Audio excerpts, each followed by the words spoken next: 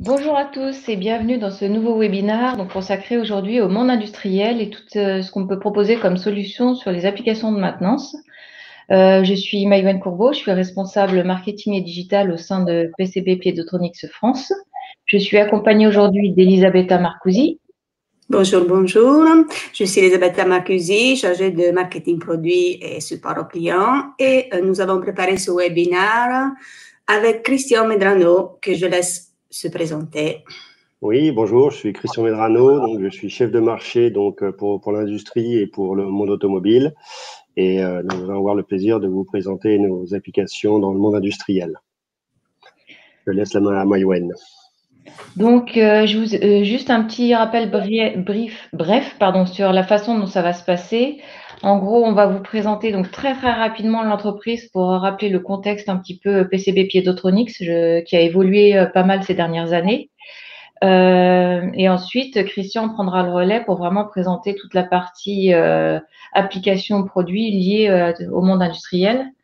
Normalement, donc vous devez pouvoir visualiser le document qu'on présente donc en milieu de page et en dessous vous avez les petites vignettes avec nos têtes qui s'affichent.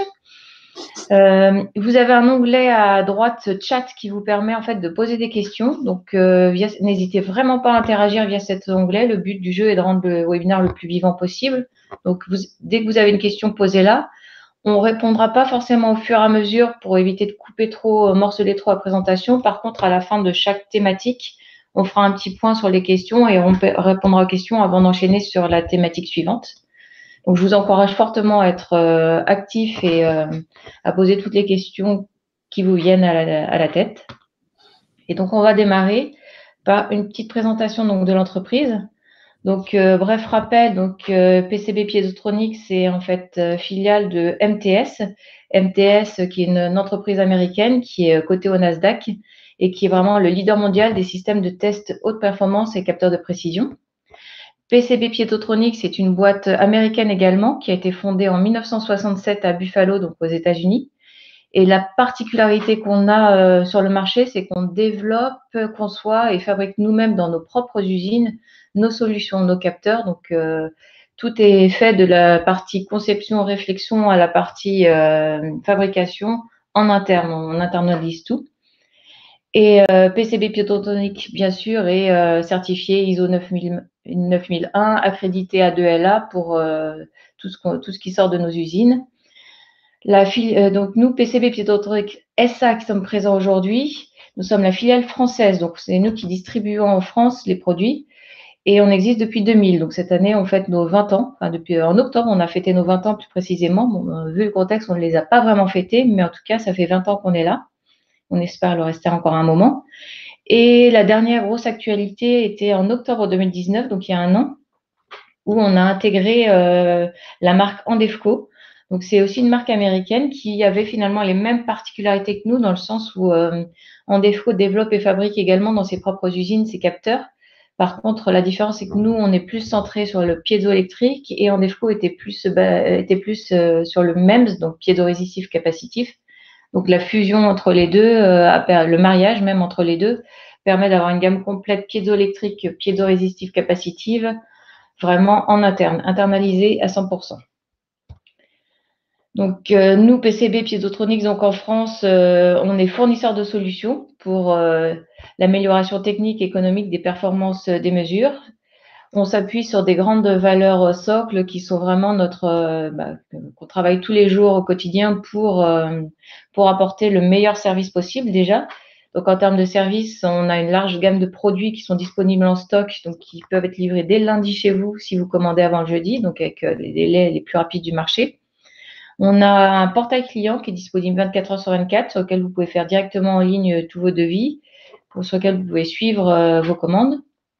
On propose aussi des services de location de matériel, courte ou longue durée, et des services d'étalonnage où on a mis en place un système d'étalonnage le plus efficace possible qui peut se faire 100% en ligne, enfin 100% à part bien sûr l'envoi du matériel, mais en tout cas la demande peut se faire être traitée en ligne et donc on a une garantie d'étalonnage en 7 jours ouvrés sur la majorité de nos capteurs. On se base aussi sur un gros socle de compétences, c'est-à-dire que là, vous avez aujourd'hui Monsieur Medrano qui est là. Nous n'avons pas de commerciaux à proprement dit, mais des ingénieurs commerciaux, donc des gens qui connaissent le métier et les applications, qui ont une formation en mesure physique et qui, du coup, de par leur connaissance applicative et leur connaissance pointue des produits PCB, peuvent recommander les meilleures solutions pour vos besoins. Et on a un engagement fort là-dessus, c'est si la solution qu'on vous a préconisée ne convient pas, on l'échange automatiquement sans poser de questions. Vous renvoyez les produits et on vous les échange. On a un énorme socle aussi qualité, bien sûr, qualité produit, puisqu'on a des produits qui sont sur une technologie qu'on connaît très très bien, qu'on maîtrise bien, qui est entièrement internalisée. Et donc, on a des produits qui sont fiables et qui sont pérennes, même avec des conditions d'environnement qui peuvent être extrêmes. Et enfin, on se targue d'être flexible dans le sens où si vous avez un besoin spécifique, faut vraiment pas hésiter, que ça soit un besoin en produit, que ça soit un besoin de service, pas hésiter à nous en parler. On cherche toujours à trouver une solution. Alors, on n'en a pas toujours, mais en tout cas, on cherche toujours à vous proposer la solution la plus adaptée possible. Et on a un engagement qui s'appelle Total Customer Satisfaction, qui est un engagement commun du coup États-Unis et France sur la satisfaction client, qui est pour nous un point clé de performance. En termes de marché, donc on couvre le marché test et mesure, le marché automobile, aéronautique, spatiale et défense, le marché de l'énergie et celui sur lequel on est aujourd'hui, qui est le marché de l'industrie, avec deux grands pans, la maintenance prédictive et la protection de machines tournantes. Donc, ceci étant dit, je vais laisser maintenant la parole à Monsieur Medrano pour parler justement du monde industriel et de ce qu'on vous propose sur ce marché-là. Oui, bon, rebonjour à tout le monde. Donc, on va présenter les solutions qu'on peut vous proposer pour tout ce qui est application maintenant dans le monde industriel. On a fait ça en deux parties. Donc, une partie où on va faire de la maintenance conditionnelle et une deuxième partie où on fait de la maintenance continue ou autrement dit, donc du monitoring. Donc, on va commencer par parler donc de tout ce qui est maintenance conditionnelle pour analyser et tout ce qui est vibratoire dans les machines tournantes. Donc, on va d'abord parler des machines tournantes, quelle que soit leur taille, leur forme et les matériaux utilisés. Donc, on va présenter donc une machine tournante, tout d'abord les moteurs, les moteurs électriques qui entraînent divers équipements auxiliaires, comme des convoyeurs, des ventilateurs et autres processus d'usine. Donc, le plus souvent pour les moteurs, ce qui est le critère essentiel ou les critères essentiels, c'est d'avoir des fréquences, des bandes passantes pour les capteurs qui sont assez élevées, d'avoir des capteurs donc robustes. On est dans le monde industriel, donc il faut des capteurs qui soient donc très très robustes et qui permettent donc après donc de faire de l'acquisition de mesures pour pouvoir après permettre aux diagnostiqueurs de faire un rapport et de déterminer s'il y a lieu de faire de la maintenance sur le moteur. Donc ça, ce sont les capteurs utilisés dans ce type de produits. Donc pour les moteurs, ce sont les capteurs qui sont déjà utilisés aujourd'hui. C'est la famille des capteurs ICP, donc de la gamme 602D01 ou 603C01. Donc on a la possibilité d'avoir des sorties soit sur le côté, soit sur le dessus. Et on voit sur le petit schéma à droite les points, les petits points rouges, ce sont les points où on préconise de pouvoir donc installer l'accéléromètre pour pouvoir faire des mesures et pouvoir après donc faire un diagnostic.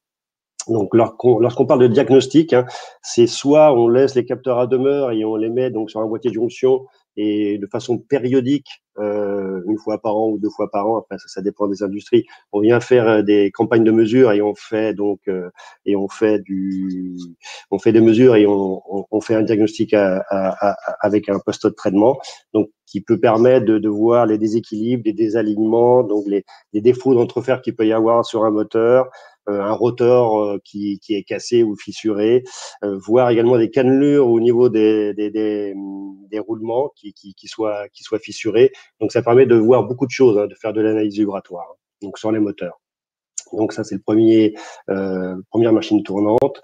Ensuite on a également donc une autre machine tournante qui sont souvent également entraînées par des moteurs, ce sont les pompes. Et pour les pompes, bien souvent, donc ce qu'il faut, c'est pouvoir avoir des capteurs qui soient submersibles et qui permettent de détecter des problèmes de cavitation, de recirculation ou de mise en résonance des aubes, par exemple. Et là, ce qu'on demande au capteur, c'est bien souvent d'être étanche, premièrement, donc, et de pouvoir également avoir une large bande de fréquence qui peut aller jusqu'à une dizaine de kilohertz. Donc là, on est dans des environnements sévères. Donc là, les capteurs utilisés, donc déjà utilisés dans ce monde-là, ce sont donc les capteurs ICP type 607 à 11, qui sont des capteurs 50G qui est IP68. Et là, on le voit donc avec son capteur attenant, qui en plus est de petite dimension, donc qui est très facilement implantable au niveau des pompes. Et là, c'est pareil. À droite, là, vous voyez les différents points rouges où on préconise de pouvoir donc installer les accéléromètres pour faire des bonnes mesures. Donc ensuite, en machine tournante, il y a encore donc les réducteurs multiplicateurs. Bien souvent, d'un côté, il y a un moteur et de l'autre côté, il y a des choses à entraîner. Donc bien souvent, donc il y a des variations de vitesse de rotation qui sont assez importantes. Donc là, ce qu'il faut, c'est avoir des gammes de capteurs qui ont une très très large bande de fréquence, aussi bien en basse fréquence qu'en haute fréquence. Il faut également que ce soit des capteurs qui soient très robustes et qui puissent fonctionner dans des environnements très sévères. Parce que bien souvent, dans tout ce qui est réducteur et multiplicateur, il y a beaucoup d'huile, il y a beaucoup de projections donc d'huile. Il y a également des produits chimiques. Et là, il faut faire donc très attention à avoir des capteurs assez robustes. Donc là, ce que nous, on utilise, et ce qui est déjà sur le marché, donc utilisé par un grand nombre d'industriels, ce sont les capteurs ICP type 622B01 ou 626B01, donc qui ont une large gamme de fréquences. Là, ils peuvent commencer cela à 0,2 Hz en basse fréquence. Donc là, on parle bien de capteurs piézoélectriques, ICP, où on commence donc vraiment à 0,2 Hz en basse fréquence et qui peuvent aller jusqu'à 15 kHz. Donc, on peut avoir des fois pour les multiplicateurs des vitesses de rotation très très élevées et il faut donc pouvoir laisser passer une grande bande de fréquence. Alors nous, ce qu'on préconise également pour pouvoir calculer le capteur adapté donc à ce genre d'application, c'est de connaître les vitesses de rotation, de multiplier les vitesses de rotation par 200 et pour pouvoir évaluer donc la gamme de fréquences qui sera nécessaire de mettre en place pour faire des bonnes mesures. Donc là, c'est pareil, vous avez un petit réducteur en bleu là, en schéma où on voit les points rouges où on peut donc intégrer les accéléromètres. Donc un autre type de machine tournante, ce sont les compresseurs à vis rotatifs, souvent à bain d'huile, qui tournent très très très vite. Et c'est souvent un défi, les compresseurs, parce que là ça tourne tellement vite qu'il y a de l'usure, de l'abrasion, et il faut faire attention. Donc là, ce qu'on demande aux accéléromètres pour pouvoir faire des bonnes mesures et être sûr de rien rater du tout, c'est de pouvoir travailler à très haute fréquence. Quand je dis très haute fréquence, ça dépasse les 15, 20 ou 30 kHz. Et là, il faut évidemment un capteur donc qui puisse aller également très haut dans les G, parce que là, ce que nous on utilise pour les compresseurs en règle générale, et ce qui est utilisé par nos clients, ce sont les capteurs ICP de la famille 621C41, avec un capteur de 500 G et qui a une bande passante jusqu'à 30 kHz. Donc encore une fois, le petit schéma donc sur la droite qui permet de voir les emplacements où il est judicieux de placer les capteurs. Donc, je ne sais pas si certains d'entre vous avez des questions concernant déjà cette première partie qui concerne donc la maintenance conditionnelle, où là, je vous dis, soit on met des capteurs à demeure et on vient faire des mesures périodiques, soit on vient avec son capteur sous le bras et on vient les poser donc sur les différents endroits dans les usines. Et il y a les deux possibilités. Et ça, donc, c'est de la maintenance conditionnelle, donc où on vient faire des mesures ponctuelles et du diagnostic. Donc, oui. Voilà, donc ça, ouais, je vais y venir un peu plus tard. Là, il y a une question donc concernant les machines. Donc là, on parle de l'industrie 4.0 et c'est vrai qu'on commence à mettre en place des capteurs et on a d'ailleurs on commence à avoir des partenariats avec certaines sociétés qui proposent des solutions complètes, c'est-à-dire qu'ils intègrent nos capteurs à l'intérieur de leur système et ça fait de la surveillance continue sur ce qu'on appelle les machines-outils, parce que là, un électrobranche d'usinage, on peut considérer ça comme une machine-outil et ça permet de surveiller en continu la machine. Et là, c'est ce qu'on va voir dans la deuxième partie. Et ça permet d'améliorer le rendement de la machine et de contrôler, d'être sûr que on l'utilise à son maximum et qu'on évite également qu'elle tombe en panne pour éviter d'arrêter la production, bien sûr. Alors, concernant les logiciels, non. Alors, voilà, comme l'a présenté tout à l'heure Maïwen, on est donc fabricant d'accéléromètres. Donc, en utilisant les technologies, donc des capteurs piézoélectriques, capteurs piézorésistifs et capteurs à capacité variable. On domine de A à Z la fabrication de ces capteurs, de l'élément sensible, la mécanique, le montage, le câblage. On fait tout de A à Z. Donc, on est très, très performant sur ce créneau-là et on a une gamme de produits très, très large. On peut répondre, on va dire, je vais dire 100%, je vais être ambitieux. On peut répondre à 100% des besoins dans le domaine de la mesure des mesures de vibration ou de vitesse de déplacement. Et par contre, on a également des conditionneurs, mais on ne fabrique pas de système d'acquisition, à part un tout petit que je vous présenterai à la fin de la présentation, et on ne fabrique pas de logiciel. Nous ne faisons pas de solution complète. Nous sommes des spécialistes. Je pense même l'un des plus grands spécialistes dans le domaine des capteurs de vibration. Ah, vous allez très vite là. Donc oui, on a des systèmes qui sont sans fil, qui fonctionnent avec de la radiofréquence. Je vous en toucherai 2 mots ultérieurement et voilà, vous allez très très vite. Je pensais pas que ça irait aussi vite. Donc je vais continuer la présentation concernant la surveillance continue. Alors quand on parle de surveillance continue, ça veut dire que on met les capteurs à demeure et on fait des mesures en continu, en permanence. Toujours, on surveille en permanence les appareils, les machines, les processus. Et ce qui permet évidemment d'améliorer les rendements des machines. Parce que des fois, on se dit, bon, là, on peut la faire tourner plus vite parce que là, tout va bien, donc on augmente le rendement donc et la production.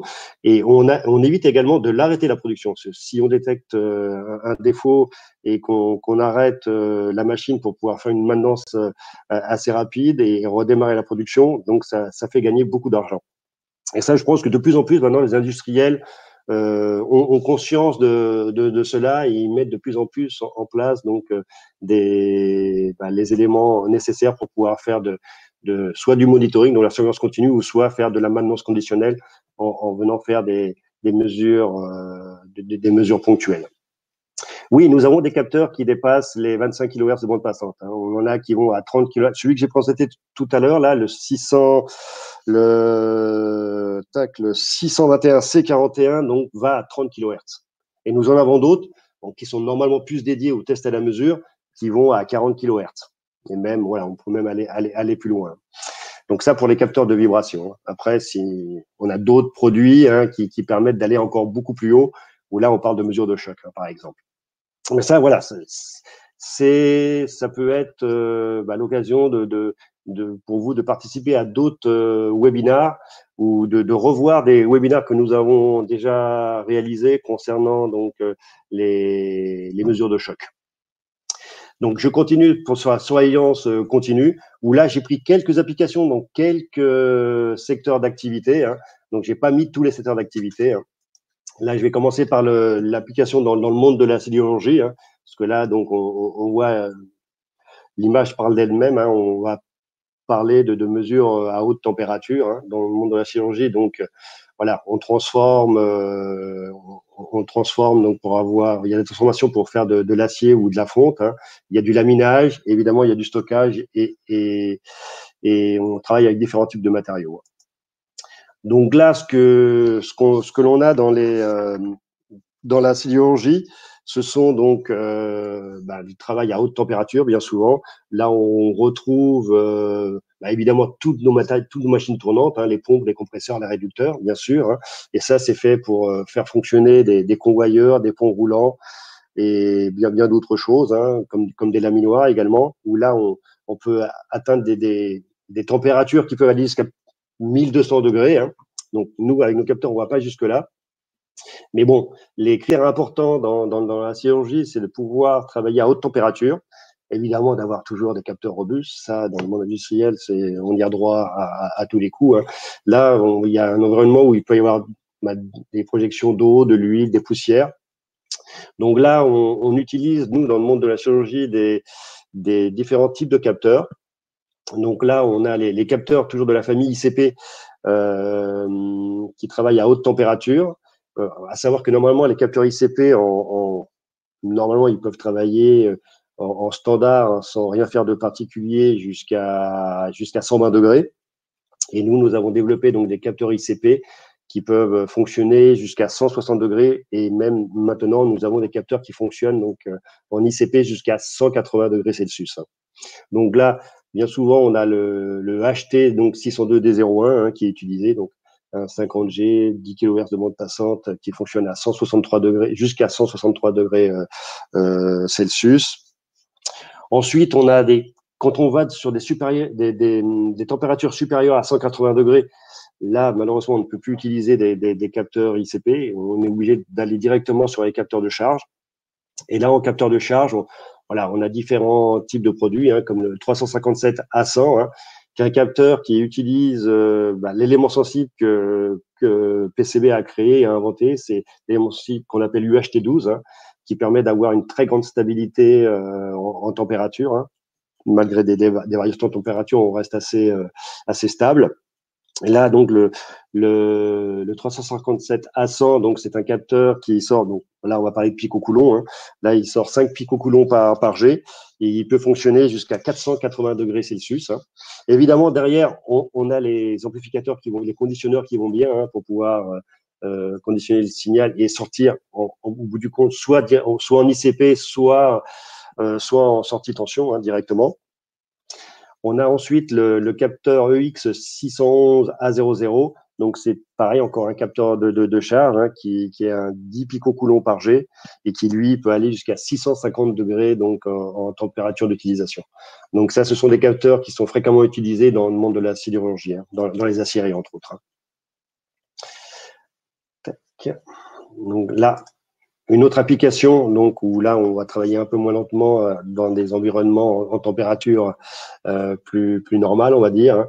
Là, c'est tout ce qui est le milieu des cimenteries, où là, bon, il y a évidemment du broyage, donc il y a des machines tournantes, forcément. Il y a la transformation, encore du stockage et du transport, beaucoup de convoyage, par exemple. Où là, donc, j'ai pris un exemple où il faut travailler à très basse fréquence. Et là, donc, sur la grosse roue qui permet de fabriquer le ciment, hein, là, on a des vitesses de rotation qui sont de quelques tours par minute. Donc, évidemment, avant, il y a des réducteurs, hein, il y a tout ce qui est en train de compte. Mais là, ce qui nous intéressait, c'était de montrer la très basse fréquence. Et là, donc, il faut avoir des capteurs toujours robustes, toujours dans des environnements sévères avec beaucoup de poussière. Et comme ça, à l'extérieur, évidemment, donc les projections d'eau. Et là, donc, le plus souvent, on utilise des capteurs sismiques. Hein. Et là, on a un capteur ICP qui est le 626A04, hein, qui permet de travailler donc à très très basse fréquence. Il est capable de descendre à 0,04 Hz, hein, donc c'est pas loin du continu. Hein, donc très très basse fréquence permet de surveiller donc ces gros tambours, hein, ces grosses machines à laver qui font plusieurs mètres de diamètre, hein, et qui tournent très lentement avec des couples très très importants. Et là donc on a un capteur sismique qui a une portée de 0,5 G. Ensuite, donc on travaille également dans le monde agroalimentaire. Donc, où là, il y a beaucoup de convoyage, beaucoup de transformation de matière également, et également du stockage. Hein. Donc, là, on a voulu mettre en avant, c'est la notion de connectique, parce qu'on a donc des capteurs qui utilisent bien souvent des connectiques 1000, voilà, qui sont un peu spécifiques.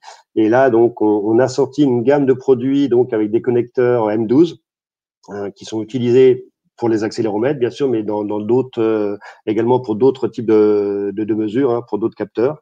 Et là, ce qu'on a voulu mettre en avant, c'est pouvoir donc proposer des capteurs à connecter, où là, les clients peuvent avoir déjà tout le câblage préparé dans leurs usines et pouvoir venir assez facilement connecter nos accéléromètres.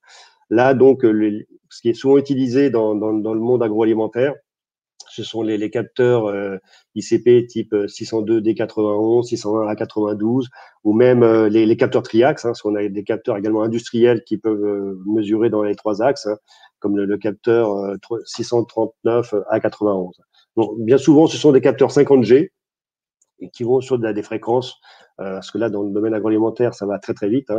Quand il faut produire des milliers, des centaines de milliers de boîtes de lait ou faire du tri, par exemple, ça va très très vite.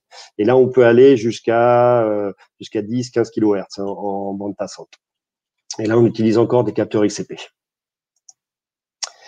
Voilà, on est également donc présent dans le monde du pétrole et du gaz, où là, encore une fois, on a la transformation, on a du raffinage, on a du stockage, du transport, de la transformation. Où là, ce qu'on met en avant, nous, parce qu'on a une gamme de produits qui le fait, donc c'est de pouvoir protéger l'environnement et donc surtout lorsqu'on travaille dans des zones explosives, où là, donc les critères essentiels pour ce milieu-là, c'est donc de pouvoir répondre à des normes, que ce soit des normes européennes, que ce soit des normes américaines ou des normes internationales, voire canadiennes également. Donc, nous, on a une gamme de produits qui permet de répondre à quasiment toutes les normes. Donc là, en gamme ICP, ce qui est le plus fréquemment utilisé dans le monde du pétrole et du gaz, ce sont les capteurs ATEX EX628F11. Où là, ils travaillent donc à 50G jusqu'à 12 kHz et ils ont les certificats. Donc, quand on livre les capteurs, il y a un certificat ATEX. Donc, un point que je voudrais préciser, tous nos capteurs sont délivrés avec des certificats d'étalonnage, des vrais certificats d'étalonnage faits dans nos laboratoires accrédités donc A2LA. Donc A2LA, c'est l'équivalent de COFRAC. Donc tous nos capteurs passent sur nos bords d'étalonnage. Ils sont tous étalonnés et ils sont tous livrés avec des certificats d'étalonnage. Donc, on a également donc des capteurs, des transmetteurs de vibrations ou de vitesse de déplacement qui sortent en 420 mA et qui sont également donc dans une gamme ATEX, comme le EX640 B71, qui est un transmetteur de vitesse 25,4 mm par seconde en pic. On peut également les avoir en sortie RMS. Donc là, on les a en vibratoire, on les a en vitesse. Donc vibratoire, on a 10, 20, 50G et en vitesse de déplacement, on a du 12,7, du 25,4 et du 50,8 mm par seconde. Et on les a donc en latex, bien sûr. Et mais une précision que j'ai pas mis ici, on les a également en version haute température, les transmetteurs de vibration et de vitesse. Donc c'est important à savoir. Et ça, bien souvent, les transmetteurs sont directement connectés à des SCADA, soit des SCADA, soit des automates programmables, des PLC ou autres types de produits qui permettent de faire la conduite de processus. Voilà, donc j'ai présenté quelques applications, à savoir qu'on est évidemment présent dans tout ce qui est le monde de la machine-outil pour l'industrie du 4.0. On est présent dans tout ce qui est tour de refroidissement. Ça, c'est des applications où sont très souvent utilisés les capteurs, les accéléromètres. On est présent dans le domaine de la cryogénie. C'est-à-dire qu'on a des capteurs qui sont capables de fonctionner jusqu'à moins 196 degrés Celsius. On a même des clients comme le CEA qui les a validés jusqu'à moins 250 degrés.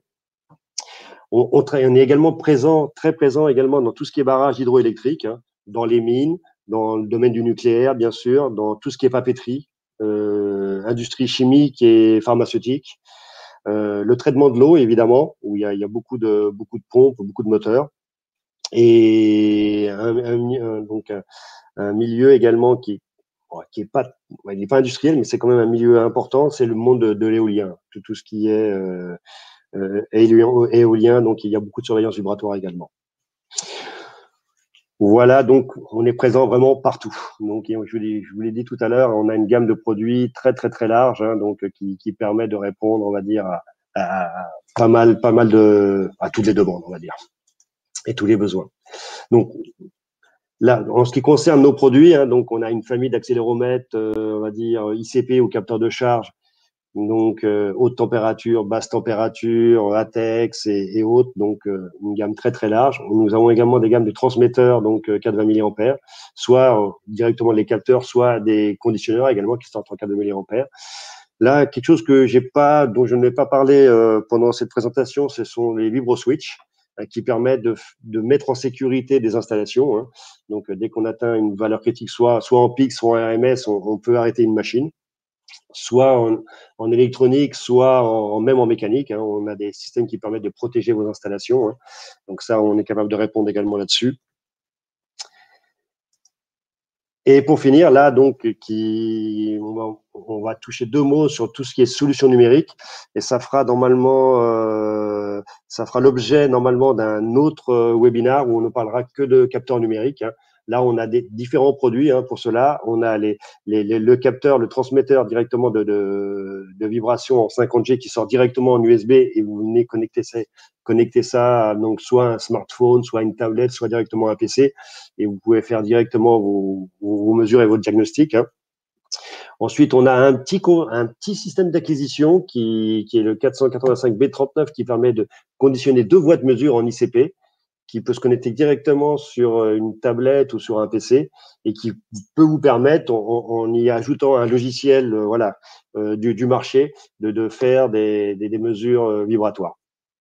Et pour finir, donc un produit qu'on va lancer normalement avant la fin de l'année, c'est le système Echo, hein. C'est un système donc de capteur donc sans fil, autonome avec batterie, hein, qui permet donc de transmettre l'information plusieurs fois par jour, donc à un serveur local en radiofréquence, donc pour faire de la surveillance continue sur des installations qui sont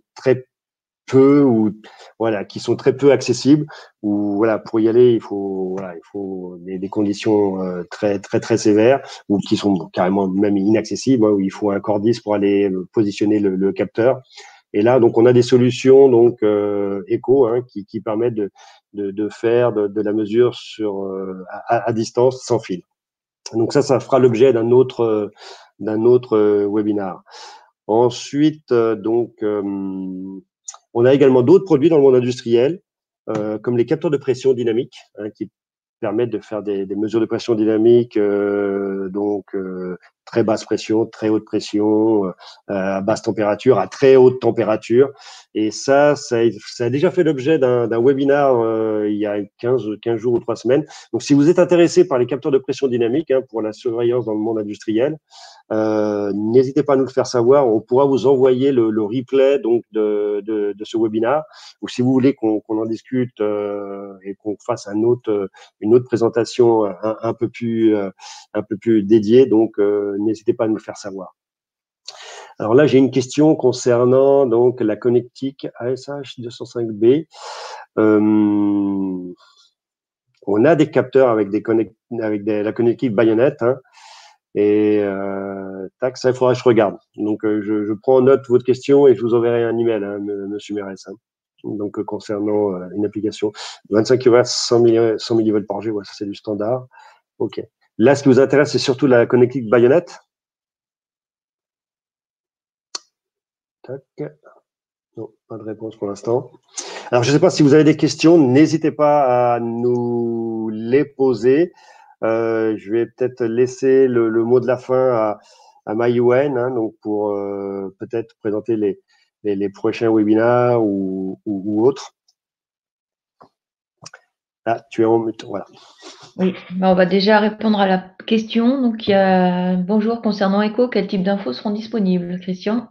Ah, là, je peux. Alors, Echo, ce sont des capteurs qui fonctionnent en radiofréquence. Donc, on est sur la bande passante de 868 MHz. Donc, on a eu le feu vert. Donc, maintenant, il y a le marquage CE, hein, sur ces appareils-là. Jusqu'à présent, on ne pouvait pas les commercialiser en Europe parce que ils travaillaient avec des fréquences supérieures à 900 MHz, donc c'était uniquement dédié pour le marché américain. Hein. Là, on a eu le marquage CE récemment et on va commencer à présenter le produit d'ici la fin de l'année. Donc là, on a des capteurs qui sont assez gros quand même, des gros capteurs industriels hein, dans lesquels il y a des batteries à l'intérieur. Et les batteries, il faut venir les changer. Après, tout dépend du nombre d'envois par jour que vous faites avec le capteur. Si vous faites 4 envois par jour, voilà, la batterie, il faut la changer. Voilà, tous les 18 mois ou tous les 2 ans. Si vous faites qu'un envoi par jour, par exemple tous les soirs, vous envoyez l'information qu'il a récupérée pendant toute la journée, vous pouvez rester 2 ans sans changer la batterie. Et ensuite, donc, je vous présenterai ça. Donc, on n'a pas encore arrêté la date du webinaire pour présenter l'écho, mais on vous réinvitera pour vous envoyer tout ça. Donc, connecteur Falcon. D'accord, ok. Donc, ça, je vais regarder ça. Ok.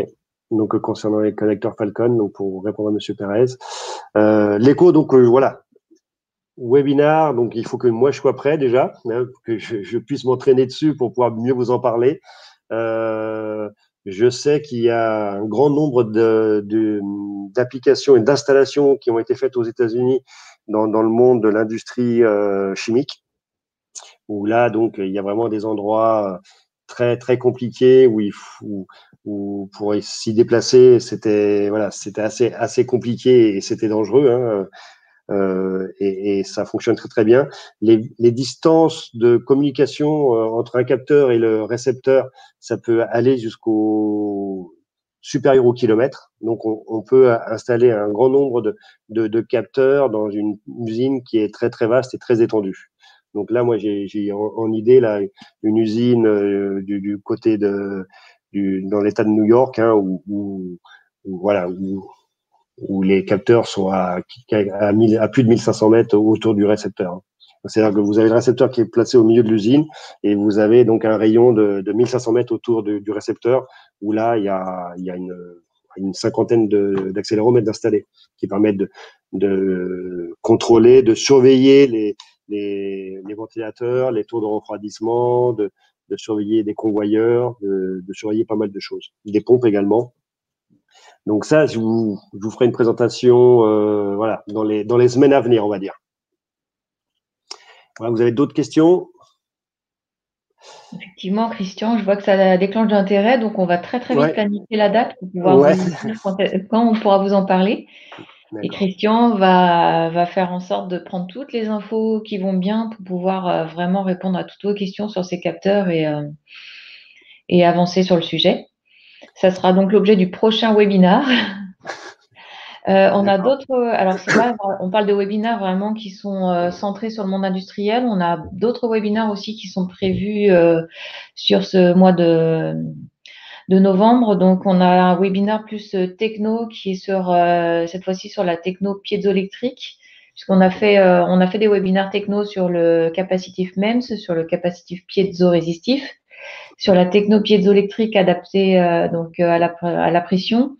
Et là, on va repartir sur piézoélectrique adapté donc à la mesure de vibration et en faisant un zoom notamment sur tout ce qui est électronique intégrée, TEDS, etc. et revenir un peu sur la base sur comment ça fonctionne et quelles sont les applications. Donc un peu plus généraliste, mais si ça vous intéresse, je me ferai un plaisir de vous inviter.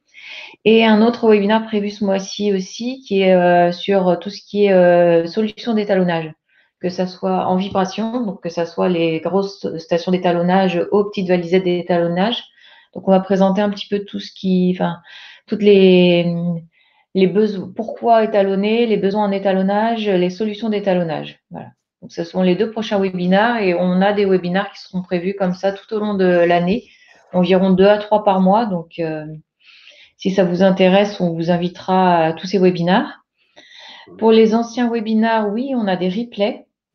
Donc, on est en train de les mettre en place d'ailleurs sur la chaîne YouTube. Donc, très très bientôt, ils seront disponibles en accès libre. Mais en attendant, je peux vous envoyer effectivement les liens vers ces webinaires.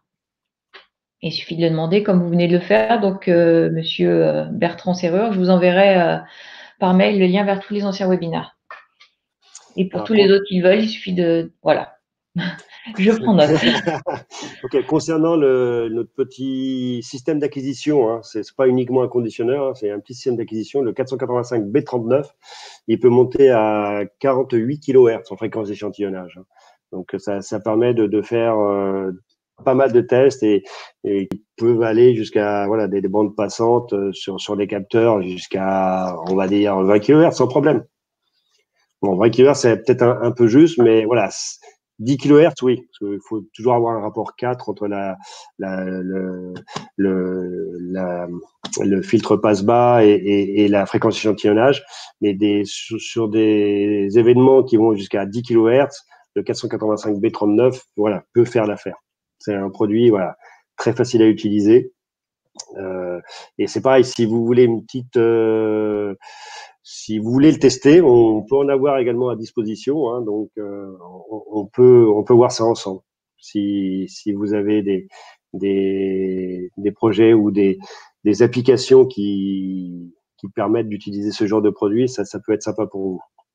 Ok, donc ben, je prends note et je vous rappelle après dans l'après-midi pour voir comment on procède pour vous envoyer donc un 485 B39.